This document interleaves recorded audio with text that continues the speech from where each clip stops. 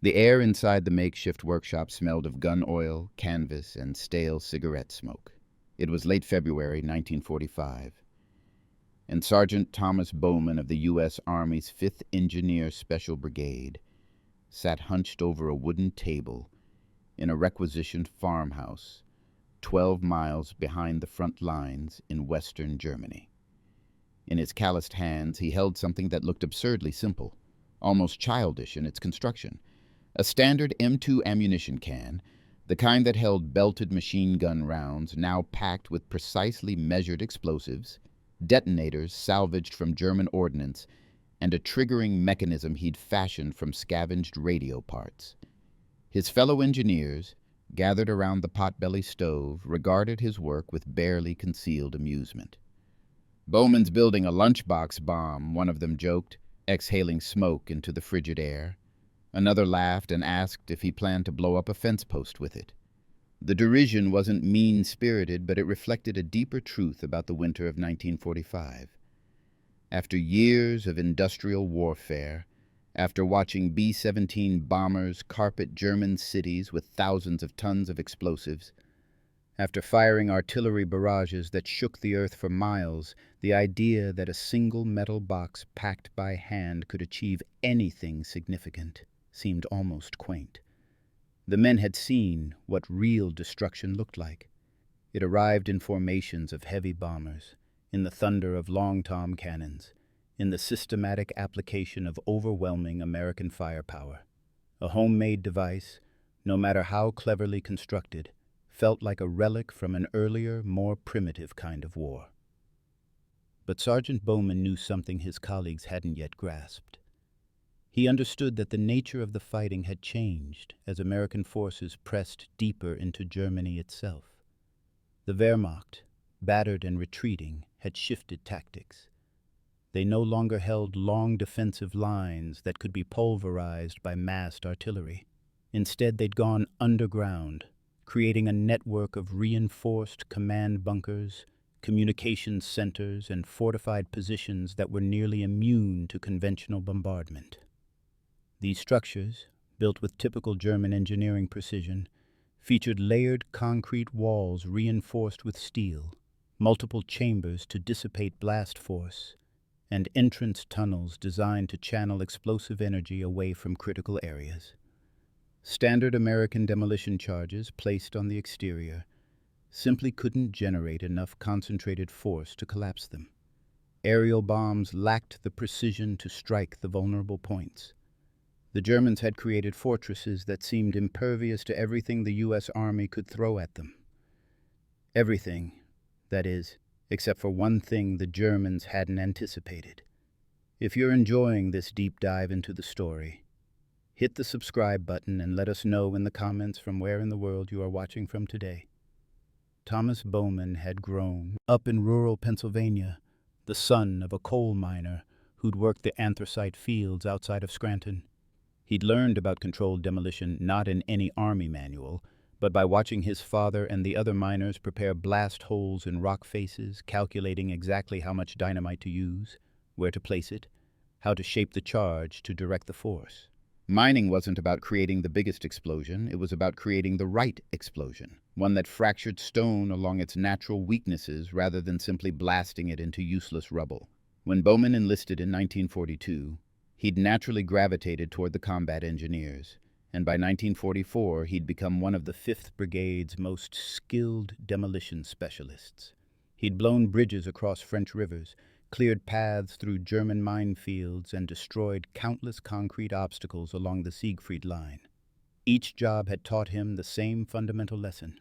Raw, explosive power mattered far less than placement, timing, and understanding the structural vulnerabilities of your target. By February of 1945, the Allied advance had brought American forces to the banks of the Rhine River. The campaign to cross into the German heartland required eliminating the network of German command posts that coordinated defensive operations along the river. Intelligence reports identified dozens of these bunkers, most built during the construction of the Siegfried Line in the years before the war.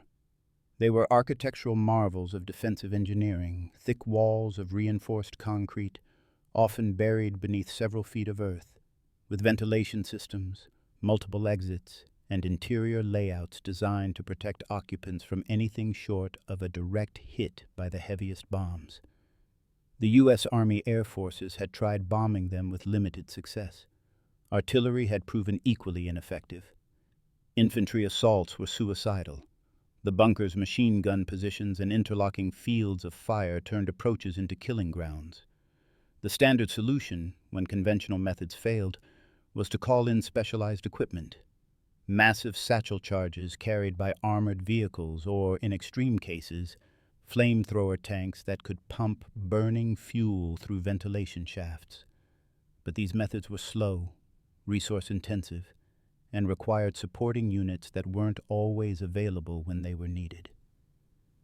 Commanders needed something faster, something portable enough for a small team to carry forward, something that could be employed without elaborate logistical preparation. That's what Bowman set out to create in that farmhouse workshop, while his colleagues mocked his ammunition can contraption. The physics of what Bowman was attempting were counterintuitive, which is precisely why the other engineers didn't take him seriously. In conventional thinking, a bigger bomb was always better. The Army's standard demolition charges, packages of TNT, composition C2, were designed to be versatile, stackable, and powerful. But they were also designed to be used externally, placed against a structure's surface and detonated to create a shock wave that would hopefully exceed the structure's ability to absorb it. Against bunkers with walls 3 feet thick, this approach required impractical quantities of explosives. Bowman's innovation was to stop thinking about destroying the bunker from outside and start thinking about destroying it from within. The German command bunkers all shared a critical vulnerability, one that their designers had actually built in as a safety feature: blast doors. These heavy steel doors, installed at entry points and between interior chambers, were meant to contain explosions from artillery hits or grenades, preventing them from propagating through the entire structure. But Bowman realized that if you could get an explosive device past those doors, into the central chamber where German officers coordinated operations, the very features meant to protect them would become their death trap. The reinforced walls that kept explosions out would also keep explosive force in. The multiple chambers that dissipated external blasts would concentrate an internal explosion. The ventilation system that provided fresh air would become a conduit for overpressure and toxic gases. The challenge was delivery. How do you get a bomb inside a fortified bunker when the Germans naturally guarded their entrances and would never allow an obvious explosive device past their security? This is where Bowman's design became truly clever, and where his choice of the M2 ammunition can prove inspired. These metal boxes were ubiquitous on the European battlefield. Every American unit had dozens of them, and captured German positions were littered with them. They were so common that they'd become functionally invisible, part of the ordinary clutter of modern war. A German sentry, even a suspicious one, might question a man carrying a heavy satchel or a mysterious package, but an ammunition can? That was just another piece of military equipment, as unremarkable as a canteen or a helmet. Bowman's design involved carefully removing the can's original contents and replacing them with a calculated mixture of composition C2 plastic explosive, additional powdered aluminum to increase the blast temperature, and a dual trigger system that combined both a timer mechanism and a pressure-sensitive backup. The timer gave an infiltrator time to place the device and withdraw. The pressure trigger ensured detonation even if the timer failed or if someone tried to move the can. The entire assembly weighed about 23 pounds, heavy enough to be substantial, but not so heavy that a single soldier couldn't carry it along with their regular combat load. Most ingeniously, Bowman left enough authentic ammunition in the can, actual machine gun rounds stacked around the explosive core, that if anyone opened it for inspection, it would appear to be exactly what it was supposed to be: an ammunition can, perhaps partially depleted, perhaps being transported to resupply a forward position. The psychological dimension of the design was just as important as the technical aspects. Bowman understood that successful infiltration didn't depend solely on the device's appearance, but on the infiltrator's ability to behave as though they belonged. A nervous soldier carrying a suspicious package would be challenged immediately, but a confident soldier carrying standard military equipment, moving with purpose as though executing routine orders, might walk right past guards who saw hundreds of similar men every day. The ammunition can give infiltrators a prop, something to carry that explained their presence without raising questions. In the chaos of late war Germany, with supply lines disrupted and units constantly moving, a soldier carrying ammunition to a forward position was performing one of the most ordinary tasks imaginable.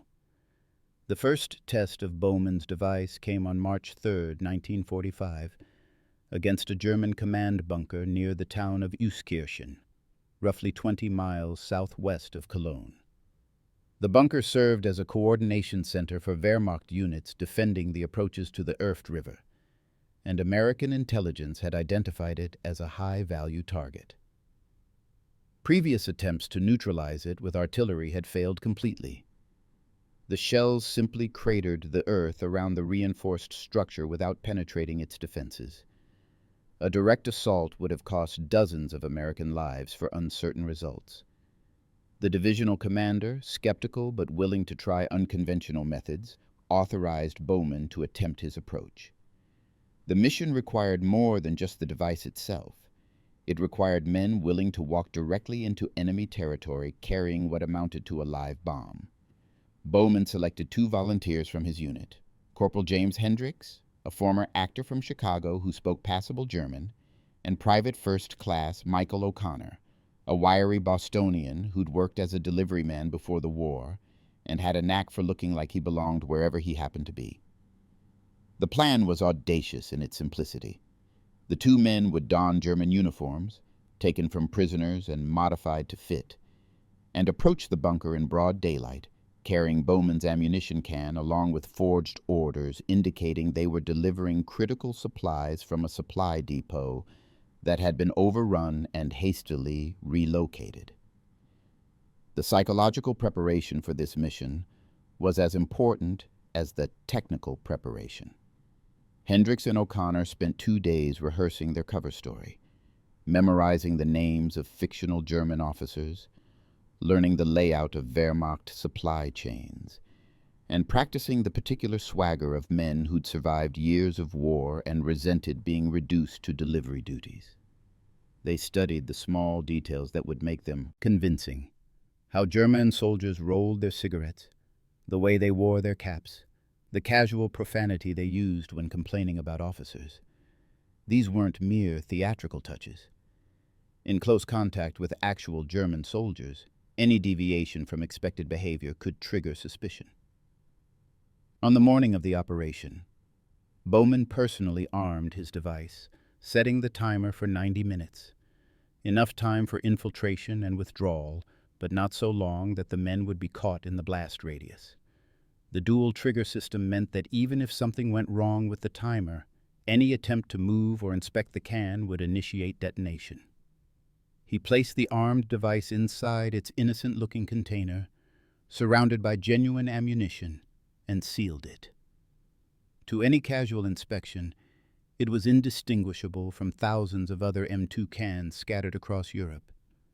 Hendricks and O'Connor, dressed in their German uniforms and carrying the can between them, set out just after dawn, moving through the broken landscape of destroyed villages and shell-pocked fields that separated American and German lines.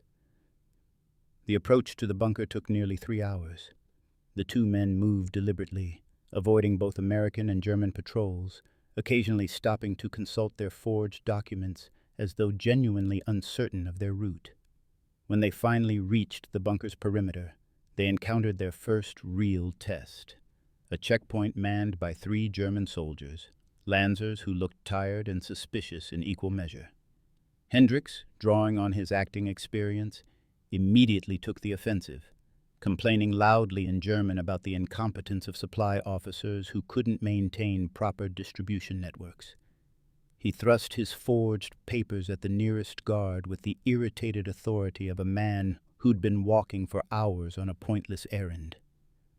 The guard examined the documents briefly, then waved them through with barely a glance at the ammunition can. This reaction, or rather this lack of reaction, validated Bowman's fundamental insight. The can was so ordinary, so perfectly aligned with expectations, that it didn't register as worth investigating. The guards were looking for threats. Saboteurs carrying obvious explosives. American infiltrators who moved wrong or spoke with accents. Suspicious packages that didn't belong. An ammunition can carried by men in proper uniforms with apparently valid orders was invisible precisely because it was so mundane. The bunker's entrance was a concrete tunnel that descended 15 feet below ground level before opening into the main command chamber.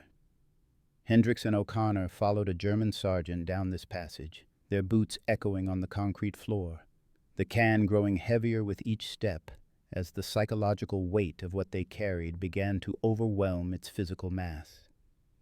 The interior of the bunker was exactly as intelligence reports had described.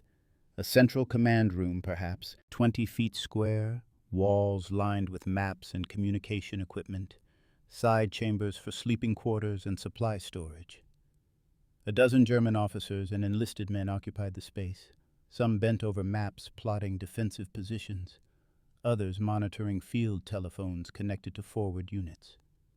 The sergeant directed them to place the ammunition can in a supply alcove near the command room's center, the exact worst possible location from the Germans' perspective, the exact best location from Bowman's. Hendricks and O'Connor set down their burden with exaggerated relief, exchanged a few more words of complaint about their assignment, and then began their withdrawal. They walked, not ran. Running would have invited questions. They maintained their cover identities until they'd cleared the checkpoint, then continued at the same measured pace until they were well beyond the bunker's outer perimeter. Only then, with nearly an hour still remaining on the timer, did they finally break into a run toward American lines. Bowman had positioned himself in an observation post with a clear sight line to the bunker, along with a forward artillery observer and the battalion commander who'd authorized the mission. The waiting was excruciating. The timer mechanism wasn't perfectly precise. It might detonate 5 minutes early or 5 minutes late.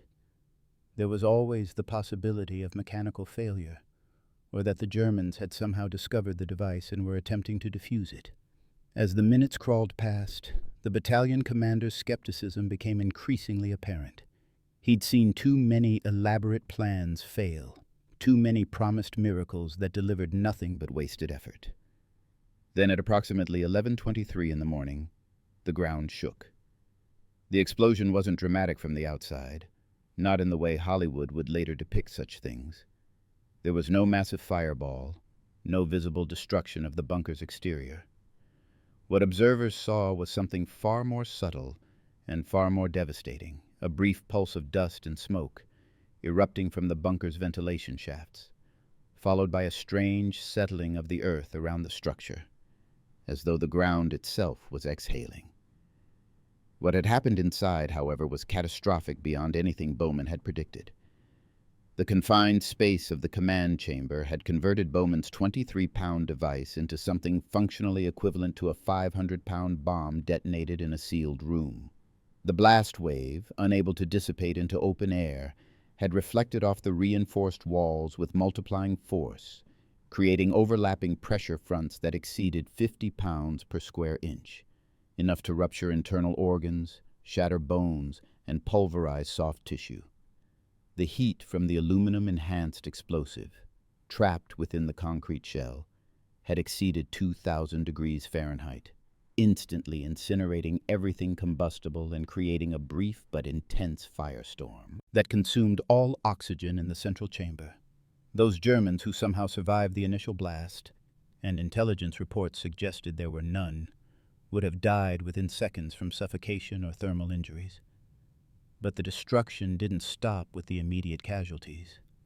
The blast's overpressure propagated through the bunker's ventilation system, collapsing ducting and destroying the air circulation that made the structure habitable. It shattered the electrical system, plunging the interior into darkness. Most significantly, it compromised the structural integrity of the reinforced concrete itself. The walls, designed to resist external pressure, had no similar protection against internal forces. Hairline fractures propagated through the concrete, weakening load-bearing elements. Within hours, sections of the ceiling began to collapse, tons of concrete and earth burying whatever remained inside. If you find this story engaging, please take a moment to subscribe and enable notifications. It helps us continue producing in-depth content like this.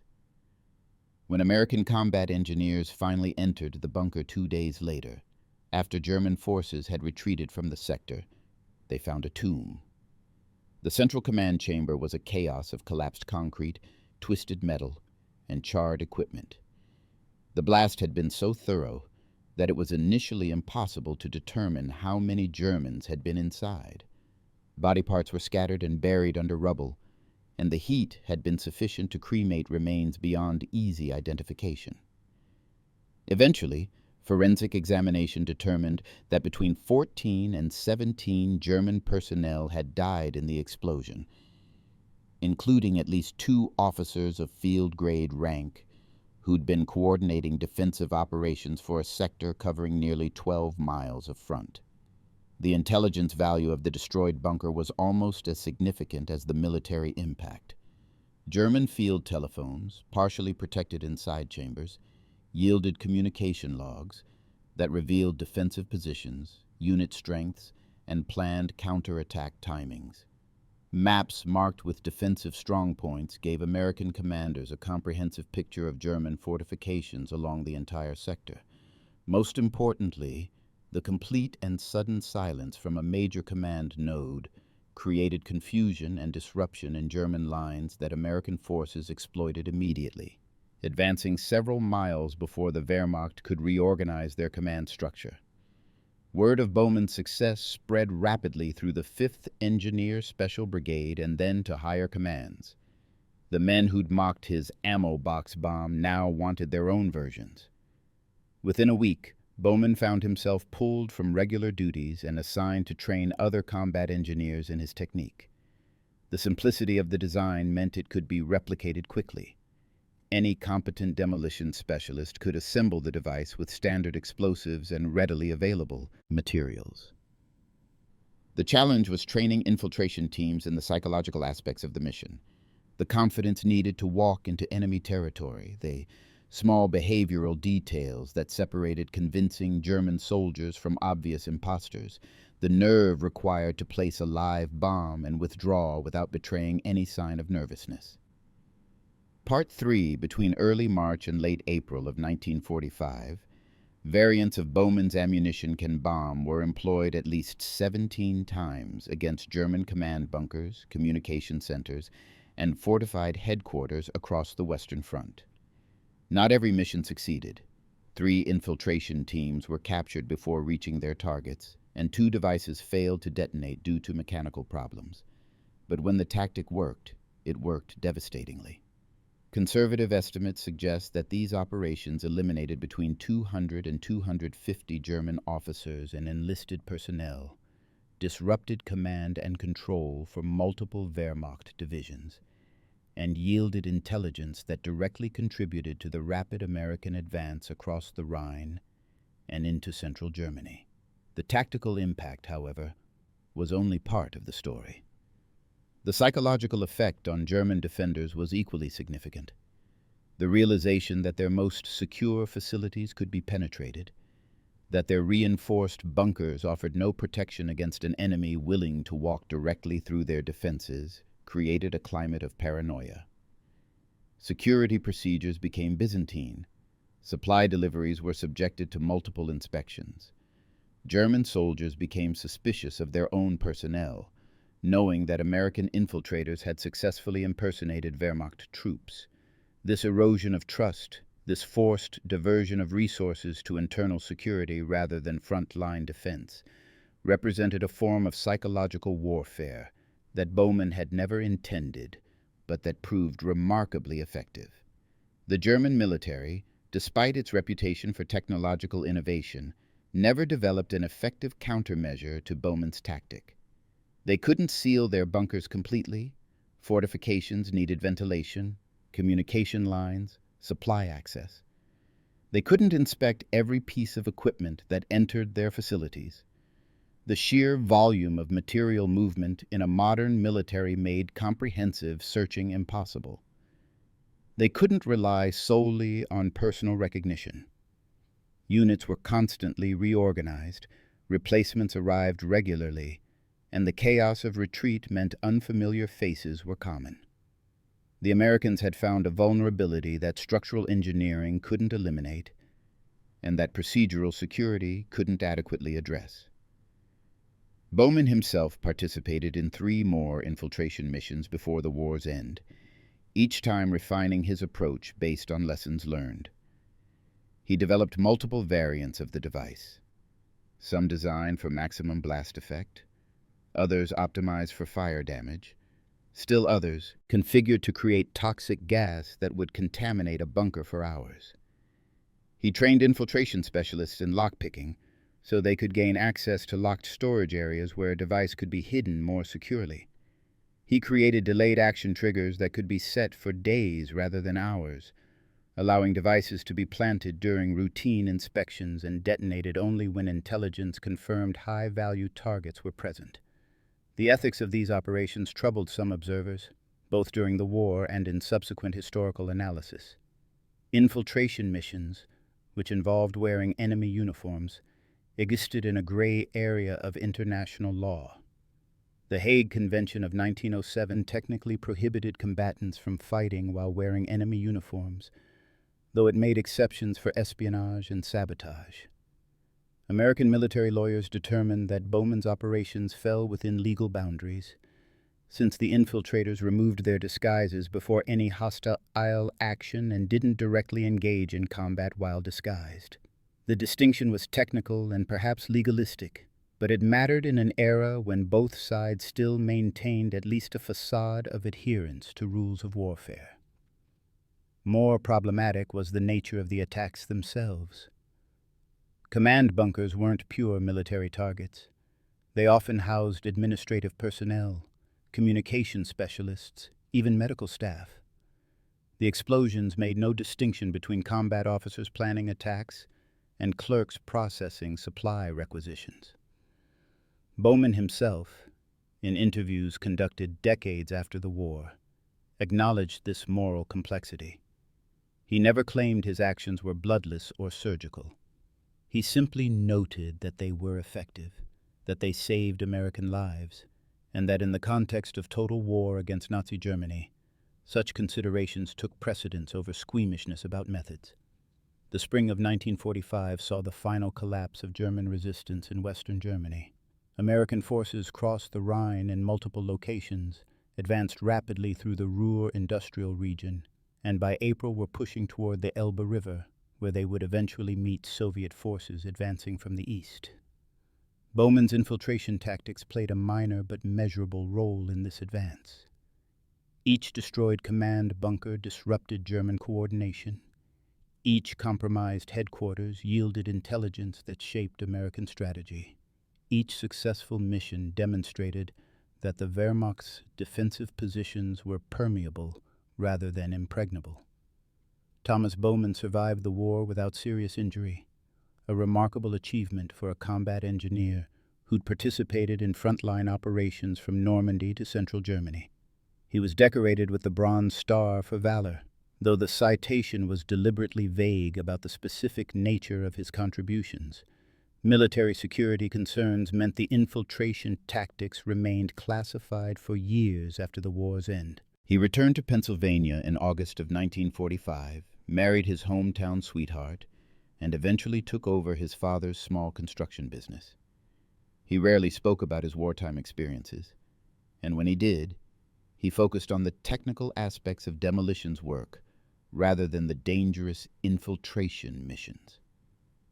The historical significance of Bowman's innovation extends beyond its immediate tactical impact. It represented a particular kind of American military creativity.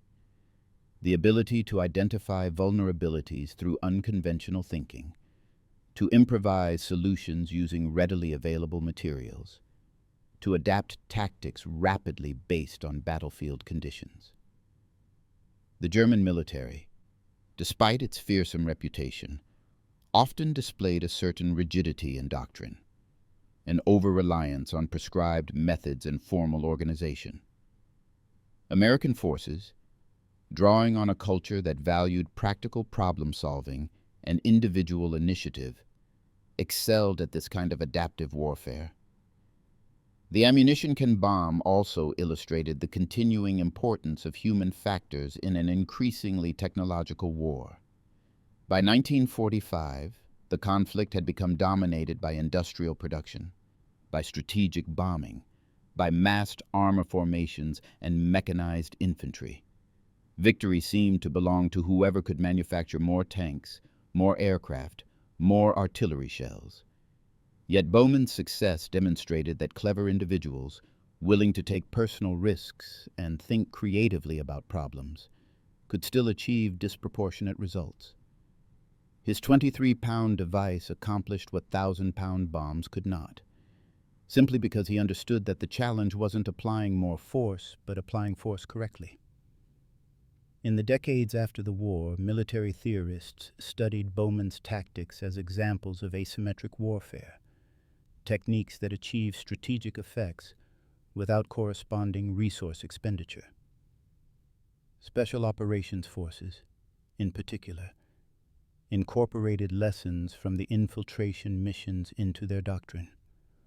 The core insight that appearing ordinary and expected can be more effective than elaborate disguise became fundamental to covert operations training. The specific technique of the ammunition can bomb became obsolete as military security evolved, but the underlying principles remained valid. Thomas Bowman died in 1987, at the age of 67, of heart failure. His obituary in the Scranton newspaper made brief mention of his military service, but focused primarily on his contributions to the local community and his successful construction business. Only a handful of people at his funeral knew the full story of his wartime innovations, and most of those were fellow veterans who'd served in the 5th Engineer Special Brigade. There was no monument, no museum exhibit, no dramatic retelling of his accomplishments. He'd been, in the end, exactly what he'd always claimed to be, a working man who'd done his job competently in difficult circumstances. Yet the bunker at Euskirchen and the 16 others destroyed by variants of his device stand as testament to a particular kind of courage and ingenuity. The ruins, most now overgrown, some demolished for post-war construction, a few preserved as historical sites, represent moments when the supposedly impregnable proved vulnerable, when individual creativity trumped institutional engineering, when a device mocked as a lunchbox bomb demonstrated that the most devastating weapons aren't always the most obvious ones. The German officers who died in those bunkers, confident in their reinforced concrete shells, never imagined that their deaths would come from something as mundane as an ammunition can. They'd built fortresses to withstand bombs dropped from miles above, shells fired from miles away, the full industrial might of American military power. They hadn't accounted for an enemy willing to walk through their front door carrying destruction disguised as routine supplies.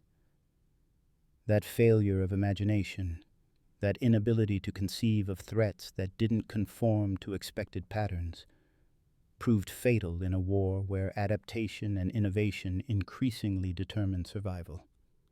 The mockery that Sergeant Bowman endured in that farmhouse workshop in February of 1945 reflected a broader failure to recognize that warfare's most important innovations often emerge not from laboratories or factories, but from practical men solving immediate problems with whatever materials are at hand. The engineers who laughed at his ammo box bomb weren't stupid or incompetent. They simply couldn't imagine that something so simple could be effective.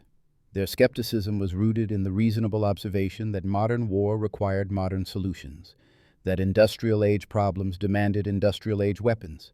But Bowman understood something deeper, that the fundamental principles of demolition, concentration of force, exploitation of structural weaknesses, careful placement over raw power, transcended any particular era or technology. A coal miner's son from Pennsylvania, trained to fracture rock in underground tunnels, had more insight into destroying German bunkers than engineers who'd studied the latest military doctrine. His success wasn't despite his humble background and improvised methods, but because of them. He saw the problem clearly, without preconceptions about what solutions should look like, and he built exactly what the situation required. Thank you for watching. For more detailed historical breakdowns, check out the other videos on your screen now, and don't forget to subscribe.